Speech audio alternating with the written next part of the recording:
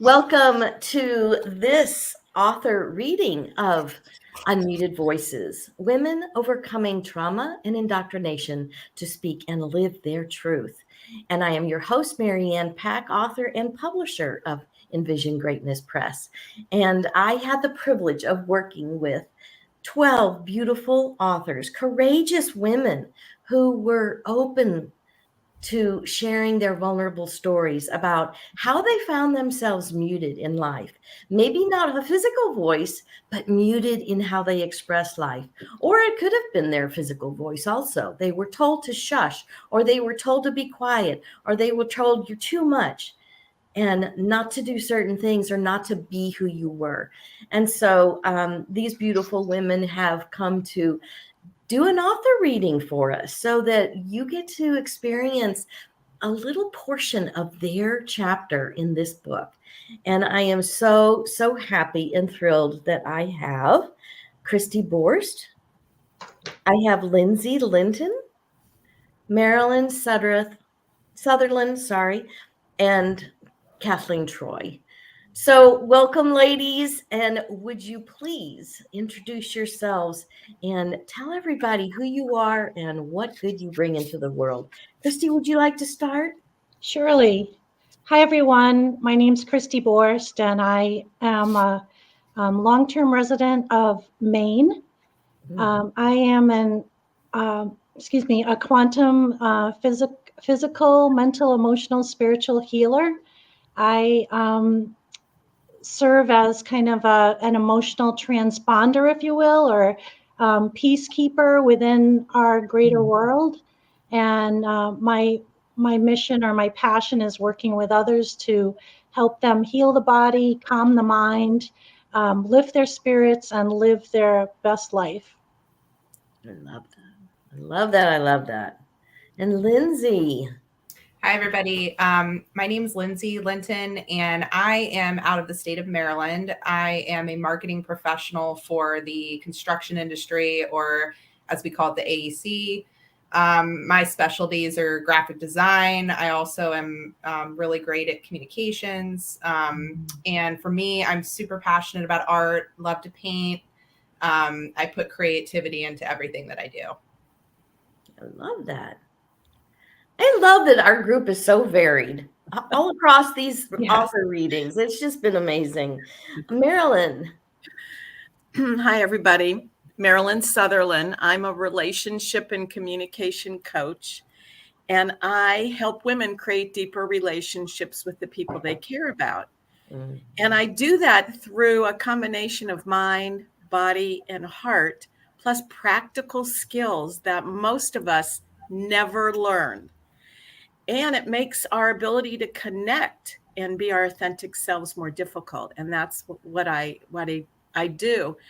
And sometimes I think I could have retired, but I didn't. And the reason is I feel like my whole life's journey has prepared me with so many lessons that I can support women in their journey. So that's why I'm here. Absolutely. Thank you. Kathleen. Hi, I'm Kathleen Troy of Second Spring Coaching, and I'm a transformational coach. I didn't realize I was doing it in the salon for the 30 plus years that I've been a colorist. And when I finally realized this is what I love, supporting people in their dreams, big and small, I became a coach. And now I am supporting people in transformation inside and out. Oh, I love that. I love that. Thank you all.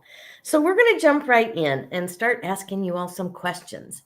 And so Kristi, I want to ask you, so in looking back on your chapter and the podcast, were you surprised at your story, or was that your that's definitely where you thought you would head in expressing where you were muted in life? Or was that a little surprising to you? So I think I started out with one kind of objective, which was to talk about how for many of us, we are thwarted, or, our natural gifts, our joy of life can be kind of squelched in our childhood. And that's what I wanted to really share, this message of my own homecoming to a bigger sense of myself, or reclaiming parts of myself that I had been told to shut down as a child. But what really emerged for me was seeing some old programs. I know you call them indoctrinated beliefs, but I kind of call them programs and beliefs. And that is kind of stories built on lies that I was still operating within. Many shoulds that I've been able to see in the last year. And it's really been great for me, because as I tell my clients, as we are able to illuminate the shadows within us, then we have space within to have more light and more love. So I've been kind of benefiting from really doing this project in that way. So has this impacted your life or your business? Have you shifted anything? Has there been an energy shift? Has there been anything that kind of shows up differently for you now? So I think it's been a huge perspective shift for me, in that I'm seeing behaviors that I was doing repetitively for decades, that I'm choosing now not to do those. I have, this phrase that I love, that, many times the answers are hidden in plain sight. If we don't look at things from an objective perspective, or in our present now, we can miss that there's even a choice of how to behave. So primarily, yes, the first thing is that I've rejected a lot of this childhood programming, which in my case was about protecting people who never protected me. And the second part of that is really, I can see how my lack of,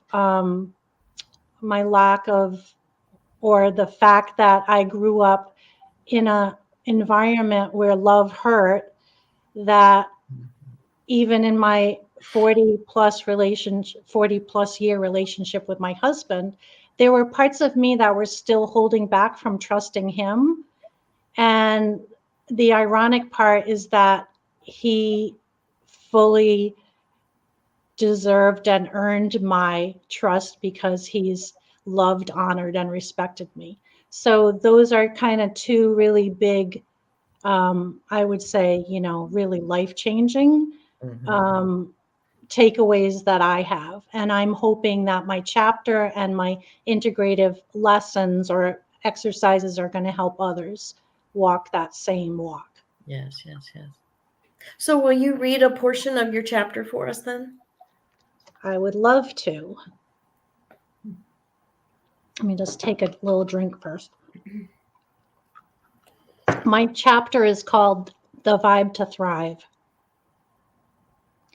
I believe that each one of us is here to bring their unique, one-of-a-kind joy to the world. Therefore, we need to focus more on what we're feeling or vibing outward into the ethers than on what we're doing. Yet, when we're in an indoctrinated belief, or I call them programs, passed down culturally or from generation to generation, we may not even see them. Yet we're not here to continue these stories of lack and suffering. We're here to shut them down. We're creating something new. The first step is to become aware of what's holding you back, leading you away from your dreams, sabotaging your joy. And again, this is an ongoing process. We're not aiming at being done. We're evolving. Awareness equals the power of choice, equals the power to change. Being aware means observing yourself in a calm and loving way. Why are you doing what you're doing? Is it something that you want to be doing? Is there a should driving you, or a can't holding you back? Is it a belief, or is it truth? Is it taking you toward or away from your joy? You have to look before you'll ever find the opportunities within your challenges. Dust off your wounds and you'll find your sparkle. Ironically, I've discovered that the emotional sensitivities and the ways I see the world, for which I have been shamed, rejected, and even ridiculed, are at the root of everything right about me, in and beyond this time and space. Once we see it, then we actually have a choice of whether or not we want to be in that story. We find choices previously hidden in plain sight. We can change much by changing the way we see ourselves and how we react to our world.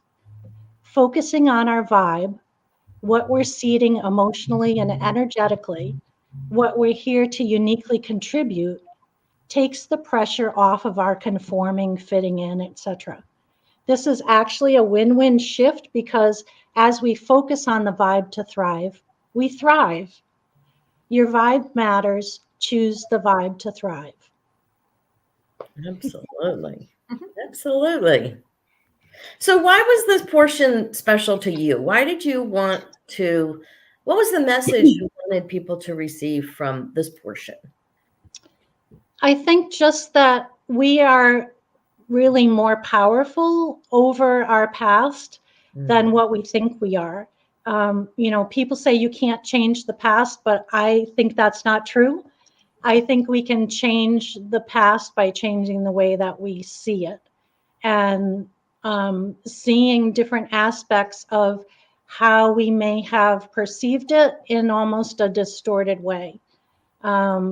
So really, I feel that it's one of the sections that empowers people to know that they can change, and really that we are more powerful than anything that we have experienced in the past.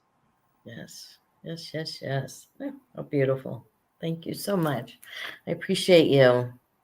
Thank you. Lindsey, Hi. when you look back over this whole experience, what did you feel about your podcast? Did you feel like the story was where you were going to head, or like when you had the questions earlier, did you kind of have it formulated in your mind and then it shifted when we actually got live? How was that experience for you? Yeah, I mean, I kind of had my initial concept, just like Kristi, where and my focus was the fact that, I grew up as a twin and how throughout the years I've really developed my own identity and just figuring out who I am. And at the time, I had the opportunity to do the podcast sooner before I took my trip to Ireland, which I think would have, that was so much more that was added to my content. And that trip really was just the icing on the cake. So without that trip, I think it just wouldn't have really brought me to where I am today. I think I was always kind of journeying there. And just, throughout the years had worked through some challenges with being a twin, but it took a different direction. And even in the chapter of the book, I was able to add a little bit more onto it that I didn't get to add on to the podcast because you only have so much time to tell your story. So there were just things that came out that were unexpected for me. But I'm glad that I shared it. Yes, I'm glad that you all had a little bit of time to keep tweaking, even though it's in the podcast format. It's a conversational type book. It's not a narrative, but giving you the opportunity to add to our podcast, because definitely, when we're on a podcast, you're heading in one direction and then we don't finish sentences and then it's like, oh no, that needs to be clarified. So giving us the opportunity to do that, I think, was really, really helpful. So how's this experience impacted you now in your life or your business, or what direction you're heading now, if there's been any shifts since being in this this project? I think for me, it made me so much more comfortable with myself. And I was already comfortable, but now I just feel like an open book. And, in years past, just, when you're younger, you're just taught like, not to share certain things at the workplace and to keep it professional and not bring your personal life. And I've come to learn that you have to bring your personal life to work. You spend so much time at work. You have to make it personal. And also by sharing those experiences, just like in this group with all these incredible women, we've come together. We have things in common. We share things with one another that, maybe you wouldn't have known if you didn't share it. So, for me, that was a big piece of it. And, it just really helped me. And it was kind of that like last piece of everything that I've just been building and working towards over the last, several years. I appreciate it. And it just, it was a wonderful experience. Good. So will you read us a portion of your chapter? Oh, absolutely. On my way to Kenmare, I visited Blarney Castle and Gardens. Blarney Castle is known for being the location of the kissing stone, where you get the luck of the gab. Well, I got a little more than luck of the gab. As I made my way up the tower to the area where you kiss the stone, I placed loose items to the side, my jacket, purse, and glasses. There were 2 men working the stone. One held you so you wouldn't fall. The other took professional photos that you could purchase later on. For some reason, the photographer started shuffling things in the area where I placed my items. Next thing you know, I watched my glasses fall hundreds of feet to the ground. I was starting to panic, even though I had been pretty laid back during my trip. I knew I needed to get down there to see where my glasses were and the condition they were in. I kissed the stone, made my way down the tower like Velma from Scooby-Doo. What if they were shattered? How would I be able to see? When I got down the tower, I approached a couple that retrieved my glasses, and when they handed them to me, they were perfectly intact. I sighed with relief and said, "That's some Blarney luck." Then no sooner did I get my glasses did I see my fellow solo traveler from Rock of Cashel. When I told her what happened, she said, "Wait, that was you?" I realized that Ireland could have been a different experience if I wasn't so positive or open-minded. Throughout my trip, things didn't always go as planned. From the flight in to my almost catastrophe at Blarney Castle, I realized all of these experiences I was supposed to be enduring. The good, bad, and in between were opportunities for me to grow as a person. I learned that I'm resilient and compassionate. I wasn't so trusting of myself before the trip. And Ireland was essentially a trust fall exercise to push myself to new limits. I experienced self-love for the first time in my life. I found myself getting emotional on drives between towns and felt butterflies. I now know those butterflies were feelings I had for myself. Arriving back in the States was different. I felt reborn and was on an incredible high. The memories from this trip will be forever in my heart, and I'm grateful for the adventure. Yes. And tell them about why you took the trip on the date during the time that you took it. So the trip was actually my 31st birthday. And originally I had planned that trip for my 30th, but with COVID, it just didn't work out. I will admit too, I chickened out a bit. But what was so special about that trip is that was the first time in 31 years that I spent my birthday on my own and I did something just for me. So being a twin, you share everything, including birthdays. So it was really special for me. Yeah. And I so relate to her story about twins because my older sisters were identical twins. So we connected there on this twin issue with twins in the family. So that was so much fun. So why did you choose this particular portion of your chapter to read? What is the takeaway or the aha that you want people to glean from this part of your chapter? Well, like I was saying in the beginning, the trip was so transformative for me, not just as an individual, but for someone that had shared a life with a twin sister. It really just helped to take me to the next level. This is one of many really funny stories that I had on my trip that just didn't go as planned. And, life is like that. And I think if I would have went on my trip with a different mindset and expected everything to go a certain way, I wouldn't have had as good of a time. And I think, in general, we all kind of have to be open-minded and accept that, we're all quirky and things are going to happen. But each of those things that happen in your life happen for a reason. And I've come to learn they're opportunities to grow as a person, opportunities to kind of explore a different area of yourself. When these things came up along my trip, I really had to kind of think on my feet, figure it out for myself, because I couldn't really call my family. I mean, I could, but they wouldn't be able to do anything. So, it's a funny story, but it's also, kind of goes with the theme of life, and, things happen for a reason, and we're just all here to grow and become better people. Right. Yeah. And continuing to find your autonomy, your sovereignty, that you're a real individual. You're not part of a twin. You're not just part of a twin kind of relationship. Yeah. But Lindsey's just her own person. We're human beings too. And I think that that's something I've come to learn. I mean, like I said, it's just you're taught to just sort of like almost have blinders up and just focus on what you got to do at work, come home. But reality is we are human. We make mistakes. We need to be ourselves. So it's important. Absolutely. Absolutely. I love that. Thank you, Lindsey. Yeah. Marilyn. Hello. How did you feel about your chapter? Were you kind of surprised at the podcast, or what stories came out, or how was that experience for you? I have told the story that's in this chapter a lot over many years. Mm-hmm. And a lot of it's about my dad. And I had a revelation from doing this, because it was through the lens of muting your voice. And I said in the podcast, that most of the people who know me would say, why are you on a podcast about muting your voice and unmuting it? Because I am not generally someone who mutes my voice. And what I saw was the subtlety when I'm going to read the beginning of my story. And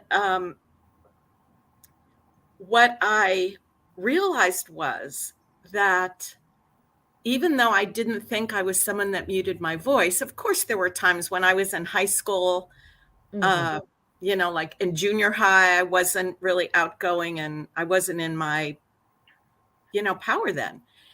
But I really saw that the holding back, because I didn't feel seen by my dad, I held myself back. I didn't reach out to connect with him. Now, when you're 13 or even 20, you might not do that. But nonetheless, I blocked myself from having a deeper connection with my father because I wasn't open and didn't communicate what I needed. And he was a gruff guy. He stood up to General Patton in World War II. and almost got thrown in the brig for who knows how long, but to protect his men. So anyway, it's it was very interesting to me to see, despite a story that is well known and often shared, there was the lens of muting. Mm-hmm. And also, what Kristi was saying, reflecting on your life and looking like there's always more to go. Right. Yes. So has this experience impacted your life or your business? Has there been any shifts? Have you felt any energy shifts since participating in this project and the ongoing part of the project? Yes. Well, just the unfolding of realizing in an area of my life where I thought I knew everything about that, like all the nuances of it. Just seeing. And the truth is, I think most of us, if we're awake at all, there's always a new revelation unfolding when we look at our lives and our situation. Yeah. If we're willing to be responsible instead of blaming others. Yes. I agree. So will you read us a portion of your chapter? Yes. I'm So when I was a preteen, my dad was sitting in his chair reading and watching TV. And the only way I could get his attention to ask him a question was if I stood between him and the television. When he would look up, he'd say, "You make a better door than a window." I hated when he said that. I didn't feel seen or heard. I was always outgoing and loved to connect with people, even at age 3. Yet when I heard that, I think it helped form my personality as someone who wanted to be seen and heard. What's interesting to me is that my mom was loving, which I'm so grateful for. Yet the absence of that affection from my dad was still painful. I'm sure friends will be surprised that I'm on a podcast and an author in a book about unmuting my voice, because I do speak up. But even I have had times in my life when I muted my voice. Although I knew my dad loved me, I held back from really trying to connect with him and explain how I felt. I didn't try to build a deeper relationship with him until my early 30s because I didn't think he would see me. One of my beliefs was that my dad should have been like the dad in the 1950s television show, Father Knows Best. Even though my dad was always there and provided for us, I was disappointed he wasn't like the loving father in that TV show. My relationship with my dad was shaped by the disappointment of who he wasn't, instead of accepting, appreciating, and loving him for who he was. Oh my, yes. Yes. So what in this portion, what's the message that you want people to go away with? What's the takeaway or the gold nuggets? Well, one of the things that I teach in the coaching that I do is intentional connection. That if we're not awake to how we're communicating, what we're saying, what we're doing, our facial expressions, if we're holding our phone and looking at that when someone is talking to us, whether it's a loved one or someone at work, we don't know that we're communicating some kind of message like, "I don't care," or "You're not that important to me." And that actually is what I learned from my dad, was that was not his intention, but he didn't know how to connect. And he was, I think, in the middle of 8 kids. And the story was he'd sit on the couch reading, and around him, there was so much chaos, and he didn't even notice it or react. So he was very self-contained. And I, of course, when I was younger, I took it personally, which is what we do because we don't understand. So I think it's really important for people to be awake to how we're showing up. And if we want to get a different reaction from people and a different response, and I'm talking about in general, not if you have somebody who's abusive in your family, that's a whole different thing. But in normal life, if we're not awake to how we're showing up, if we don't ask for what we want, if we are in the energy of love, if we're out to connect with people and we're not in fear trying to defend ourselves or protect ourselves, the trajectory of our relationships are very different. Right. And my revelation started in reflecting, not when I wrote the book, but it just was, I was reminded of that again when I told this story, because I was disappointed in my dad, but I really didn't delve into what was possible because I never said to him, I joked with him a lot, and I tell more in the book, but I never said to him, "Dad, I need you to see me. Your love of me is really important." I never said that. And so he didn't know how it hurt me. Man, I'm grateful for that journey, because your mess, as you say, your mess is your message. And the person that I am, which is somebody who connecting is one of my top values, is because of that experience and knowing how important it is. Yeah, because even as children, you just said you didn't really reach out and start reach out to your dad until you were, what, in your 30s, you said, early 30s?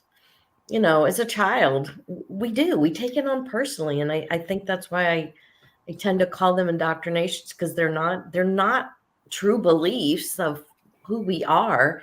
They're things that either we've heard, or the subtle message, or we just don't know how to deal with it as a child, you know, coming up. We don't have the vocabulary. We don't have the ability to assess and, like you said, be awake. You know, because we think, oh, they're the parent, or they're the adult, or they're the, you know, this influential person in my life, so they know.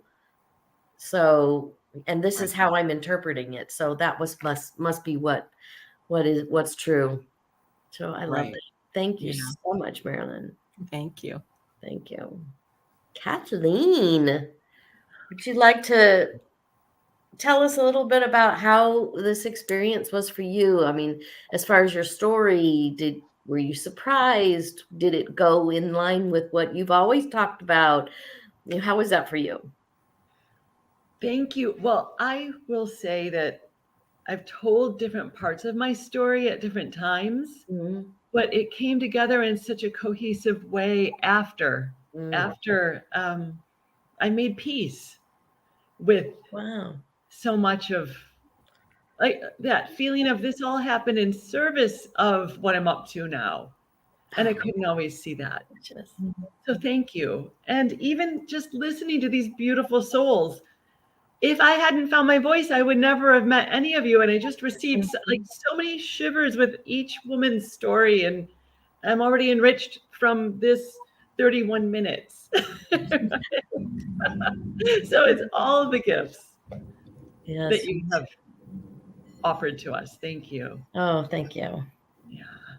So how has this experience impacted you? What have you gleaned from it? What energy shifts have you received, or maybe nothing? I don't know. Well, all of that and all of what I just said, and owning. So I always used my story of being selectively mute as a child, and how, you know, incrementally I started to speak.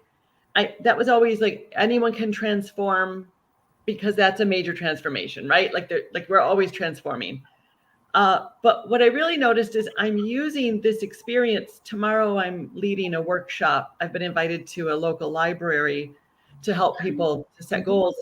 And I'm aware that nobody's goal is too small or too great, right? Like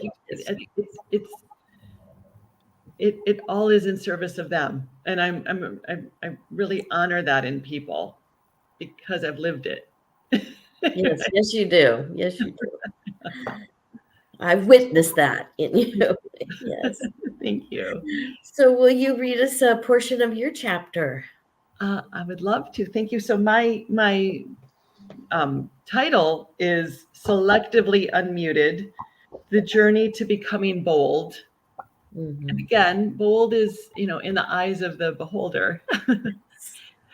So in answer to the question, so when did you start actually awakening to the fact that you needed to express your voice, you needed to live differently and put yourself on top? My response is, the healing had begun in layers of an onion. Prior to 5 years ago, I explored self-help, personal growth, and new ideas. As I learned about different opportunities, I also remembered I began years ago with landmark education. I experienced many aha moments there. It was really the basis of a lot of coaching practices, and it was confounding. The law of attraction was confusing to me as well. It didn't go along with what I understood or what I had been taught. I went to Tony Robbins and walked on hot fire coals with both of my daughters for their individual graduation gifts. There were some things I was doing right. I was exploring and studying, and I released the belief that anything that is not Christian-based is not okay. I started practicing Kabbalah and Reiki, and more recently, human design. I sought out mediums and gurus. All of that helped me to shrink my fear of all that seemed taboo. Side note, I always had a scarcity story. It never mattered how much money I earned. It would never be enough. It just didn't matter. There was no number, no goal. Now I do this exercise in my coaching with people to address their scarcity stories. I ask, when will it be enough? For people who are steeped in scarcity, it's a challenge to answer. It's another fear. Unfortunately, I sorted a lot of this out after the kids grew up. During the shutdown of the pandemic, everything I knew was stripped away. At one time, that would have paralyzed me with fear. I'm still a part-time hair colorist, part-time transformational coach. My salon income vanished overnight during the pandemic. That has always been my hook for how I provide. Everything became blurry as the days became weeks sequestered at home. Something magical occurred. I found out that we have enough. And my husband and I played outdoors like children. We planned to go to a different park every day at 4 o'clock, and we would go explore. I love that. I love that. So what are some of the takeaways that you want people to make sure that they receive and glean from your chapter, from this portion of your chapter? That you're never too old. I really didn't know what life would look like after the kids grew up. I'm going to cry. I loved momming. I loved having children. And when they grew up, I really didn't know what was next for me. And I always thought, oh, what's my purpose? My friends, I'm looking for my purpose. Living a purposeful life is a daily practice. And all the magic occurs in that, if you choose. Yes. Yeah. Yeah, it's always about now. There just went another now. There went another now. I love that. Yeah.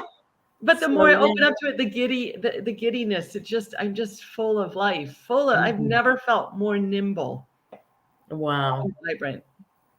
Awesome. I love that. That is so awesome. So I want to ask each of you, kind of what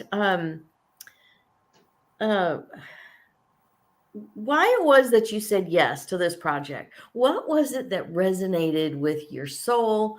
That was like a full body yes, or you felt like, yes, I need to lean into working on this project for unmuted voices, because it is kind of an odd topic, I suppose. When I downloaded, I received that message to for me to put it out there as a project. So how was this for you? Why did you say yes? And Kristi, would you like to go first? Sure. So I think for me, a lot of what I do is in my effort to outreach, to help others. And so that was really the biggest thing. So, I'm grateful for everything that I have received in my, quest for helping, and I think that it's almost like counter, I guess, in a little way to what I feel I've been experiencing in general, is that I am very ready to give. I give a lot. And I trust that my good is coming, my good is here. And so it was shocking for me that it was an immediate one-to-one, if you will, giving and receiving in the same breath almost. So I think probably that was the biggest reason. It was, not really to share my story, but more to share hope with other people. As Kathleen said, you're never too late. I found a huge part of myself when I was 55, and here I am almost 65, and I feel like, I'm just starting a whole new, aspect of living and really thriving. And thinking about, what do I want? You know, what would make me happy? What would support me, rather than, as I said before, supporting others first. Yes. Yes, that's so true. And the thing is, when we're involved in projects like this, we do receive so much. You know, we receive our own healing, our own energy, our just participating, feeling the energy, being in the community of energy of these authors. Even if we don't really get to spend a whole lot of time, we've gotten to spend some time together, and that's really precious for us. That's an important reason to even, you know, participate in a project like that, a collaborative project like that. Thank you, Kristi. I appreciate And I it. think, you know, if I could just add, Marianne, I think the whole envelope of unmuting, you know, there's such a power Yeah. in actually telling your story and just expressing your perspective, which maybe you've never shared. Yes. It's empowering. Yes, for sure. Yeah, and yeah, because I think it'll always be a process. I don't think I'm not going to ever get a certificate on the wall that says I completed this, and now I can do this all the time, no matter what. So it's not a one and done certificate I get to hang on the wall. It's always stepping. You know, it's like Kathleen. It's now. It's now. Did I do it now? You know, did I allow myself to be true to who I am? Did I speak my truth? Because there's times that I'm still finding myself muted. You know, it's been a long time coming that you know, just working through those beliefs that were so strong and so powerful, you know, that held such a sway over my life well, you can't say that. You can't be that person. You have to be polite. You have to be nice, you know, kind of thing, or whatever. You know, not big It's ways. such an opening to self-love, though. Yes. Yes. Absolutely. Absolutely. I love that. Lindsey? Would you like So I could have never imagined being part of this experience. That was my first time being a podcast guest, first time being part of a book. I write for a living for what I do for my job and for my company. But that was the first time that I wrote about myself, and I was able to dig deep into, you know, my own soul and tell my story. And there's something about putting something on paper, and there's something about like speaking out loud some of the things that you've gone through that it just, you know, really hits it home, and it just makes an impact, not just on you, but on other people. And the impact has been just incredible. I mean, I've had friends, colleagues, you know, approach me and ask about it. It's created conversations within my family, more conversations with my twin sister. We're already close, but you know, that part has been really incredible. I mean, it was an absolute journey. And again, you know, the connections with all of the women that have been part of this, you know, this process and this, you know, project. You know, something you can't just, you know, it doesn't come out of thin air.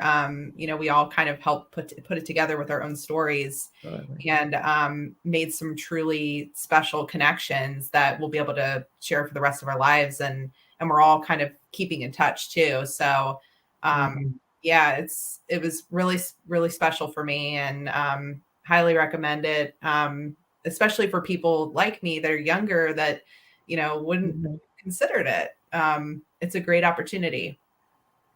Yeah. And it helps if you're wanting to just touch your toe in the water, you know, just dabble a little bit. It's not like your 500-page memoir that you have to write. You know, writing a chapter in an anthology is such a great way to get the first taste of what it's like to write, and see how it feels. And because invariably it always creates more healing, and especially when we're in a supportive group like all of you authors have been for each other, and holding each other up, holding the space for us to walk that muted voice path. So I so appreciate all of you so much. Yeah. Yeah. And, I'll add too that Mhm. you just, you don't know what's going to come out of it. I started kind of going one direction with my story and ended up building onto that with even more personal experiences that I had in my life, that I just would have never had the opportunity to share with anybody other than like my closest friends and family. So, that part was really neat. Yeah. Yeah. I love that. I love that. Marilyn.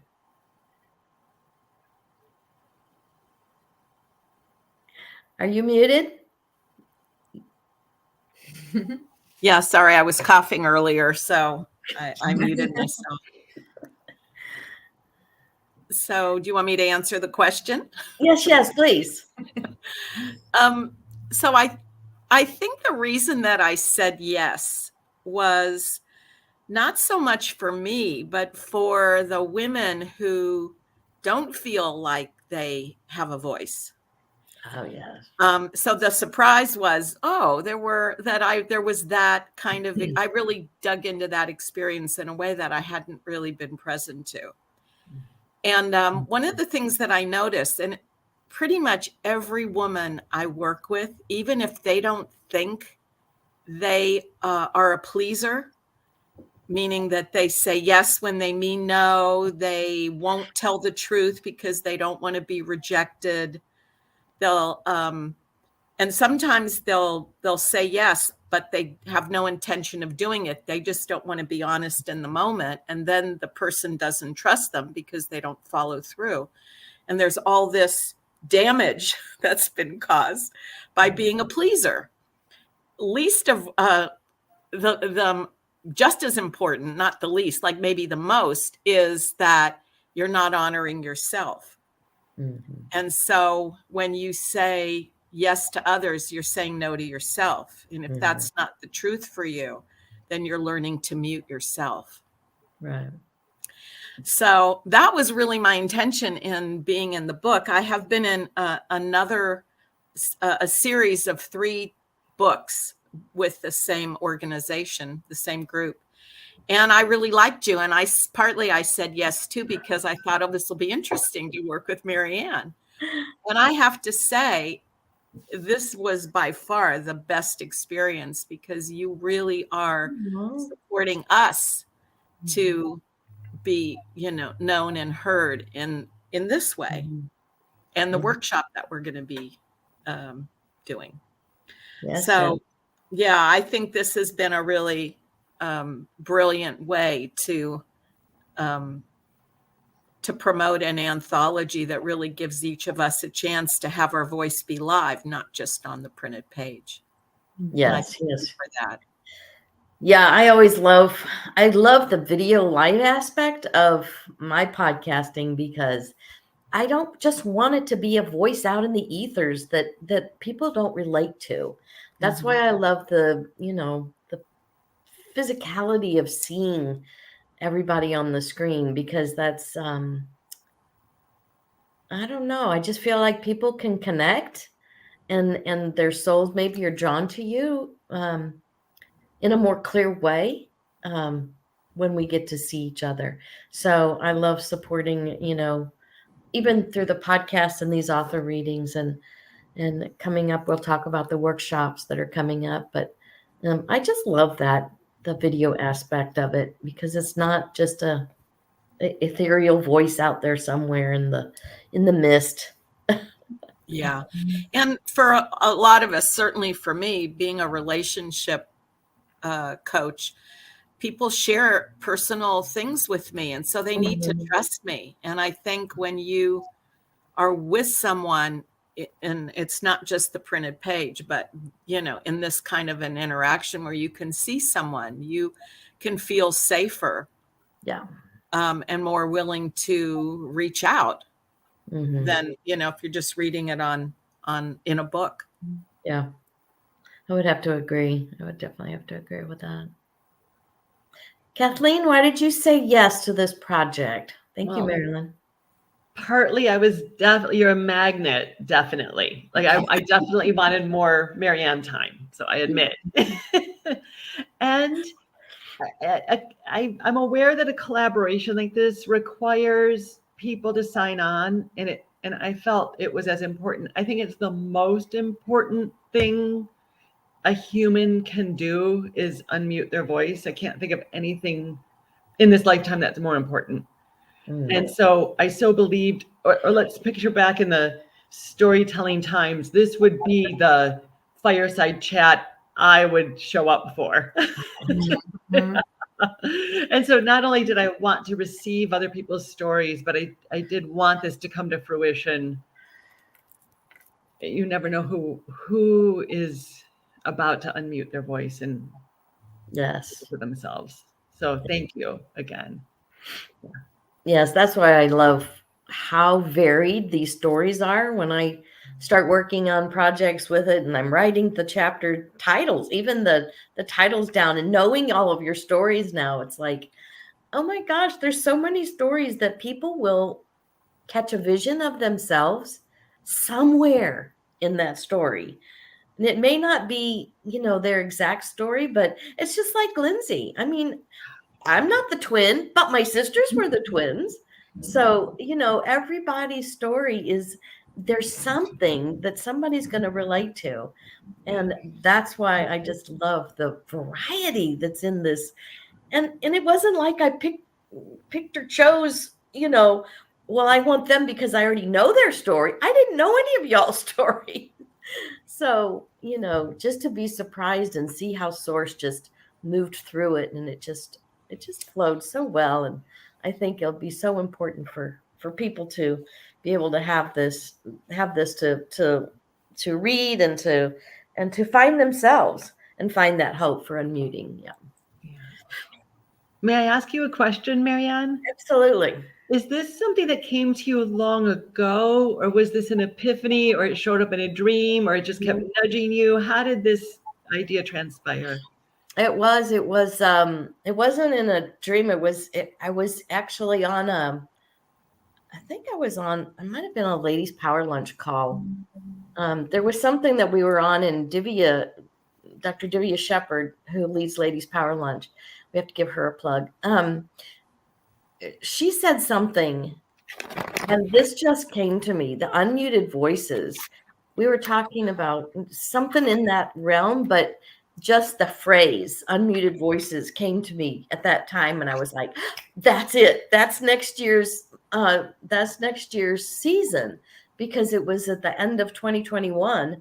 And Lori, who is also in the book here, Lori Raggio, we were on a call and she said, okay, well, we were wrapping up 2021. And she said, okay, what's for next year? And I went, I've been so involved with the first season that I didn't even think about, so, so I was real. Yeah, it just came to me, and it was such a hard flash that it was like, there's no denying that this is the 2022 season and it needs to be published in 2023. So I'm so gorgeous. Thank you for that question. Well, I want to thank you all for joining me today and sharing a portion of your story and the chapter that you've been involved in. And I just appreciate all of you beautiful authors and putting this together. So, and I want to let you know, everyone who's listening, that the book, Unmuted Voices, is available on Amazon, and the link is in the show notes for your convenience. The second thing that I want to let you know is that we have chosen to create a workshop, and it's going to be entitled Unmuted in 2023. So to kick off this year on February 9th and the 23rd, we are going to create 2 workshops. They're going to be 2-hour-long workshops. They'll be recorded, so in case you have to miss one, you'll receive that. But you're getting both of these workshops facilitated by these authors that are going to walk you through working through what they went through, the tools, the tricks, the techniques, the methodologies, that they use to find and become aware and awaken that to become unmuted in their voices, and how they express life and live life truthfully and authentically and sovereignly. So these 2 workshops will be available. You'll get both of them for $99. There is a coupon code in the show notes. So if you use that, you'll receive more than 20% off at $77. So both of those. And don't be sure that you share this coupon code, because it's not a secret code that only a few, can get it. So as you share these author recordings, these author readings, that other people can actually get to join. And it would be wonderful if you actually brought a group of friends with you and you did this together. So get the book, get a copy of the book. The link is in the show notes. There's going to be a link in the show notes for where to read more about the workshops, Unmuted in 2023, and how to register for that. So be sure to look at the show notes. They're all there for your convenience. And again, I want to thank everybody for joining us. Thank you so much for sharing our time with us. And I appreciate all you authors. Thank you again so much for being in Unmuted Voices. Thank you. Thank you. Thank you all. Thank you. Bye-bye.